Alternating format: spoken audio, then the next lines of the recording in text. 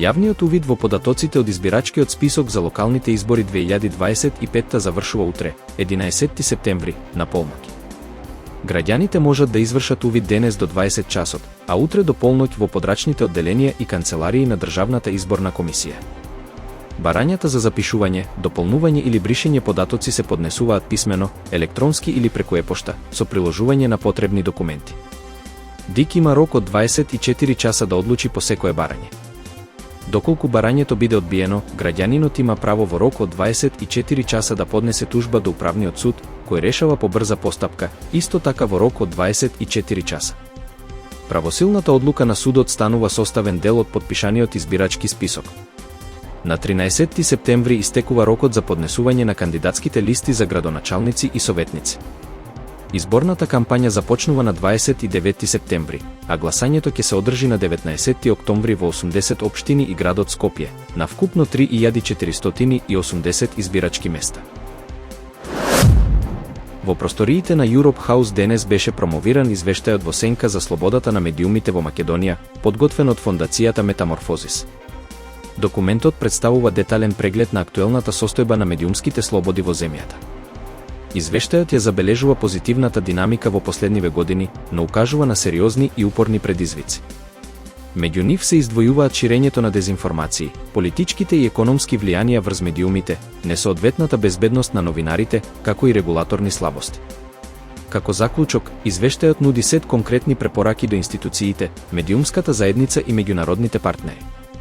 Целта е да се подобри медиумската независност, да се зајакне плурализмот и да се изгради поотпорно медиумско опкружување.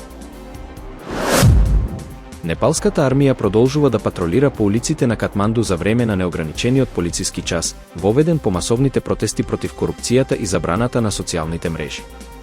Во дводневните немири загинаа најмалку 21 лице, а премиерот поднесе оставка. Иако моментално нема активни демонстрации во центарот на главниот град, приведени се 25 лица за обид за предизвикување нереди. Армијата соопшти дека нејзината главна задача е заштита на животите и имотот на граѓаните, додека се чека почетокот на можен диалог со протестантите. Председателот на Непал, Рамчандра Паудел, апелираше до сите страни да бараат мирно решение преку диалог. Во насилствата беа нападнати институции, запалени домови, а според медиумите, неколку полицајци биле линчувани. Армијата повика на воздржаност, особено кај младите од генерацијата Z, кои стојат зад протестното движење. Франција се соочува со рекорден јавен долг и растечки буџетски дефицит, со што станува најголемата закана за стабилноста на еврозоната.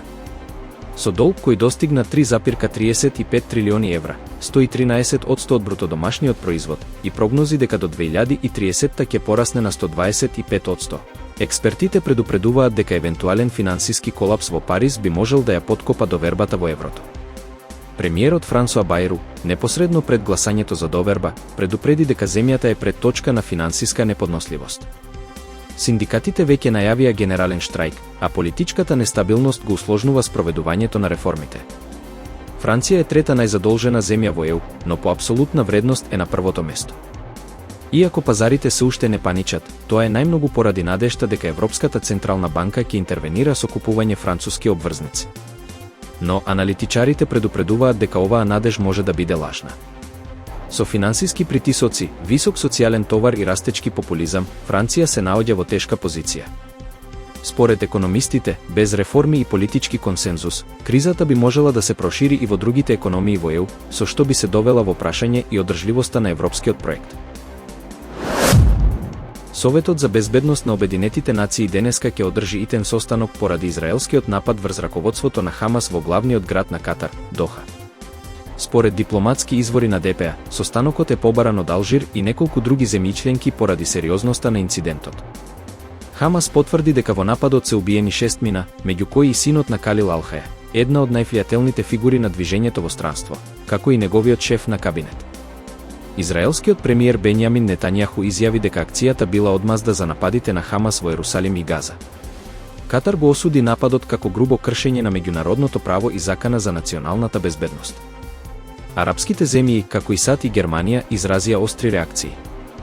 Американскиот председател Доналд Трамп и германскиот канцелар Фридрих Мерц ја критикува акцијата, нагласувајќи ја нејзината потенцијална штетност врз обидите за мировни преговори. Катар, заедно со Египет и САД, долго време посредува во конфликтот меѓу Израел и Хамас, иако разговорите за прекин на огнот се во корсокак веќе неколку месеци.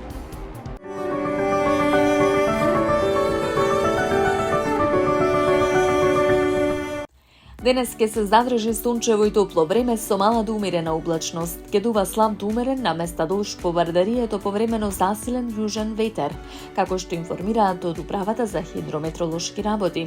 Под влијание на влажна и нестабилна воздушна маса од четврток до недела ке преовладува променливо облачно и нестабилно време со локален пороен дожд, грмежи и засилен ветер.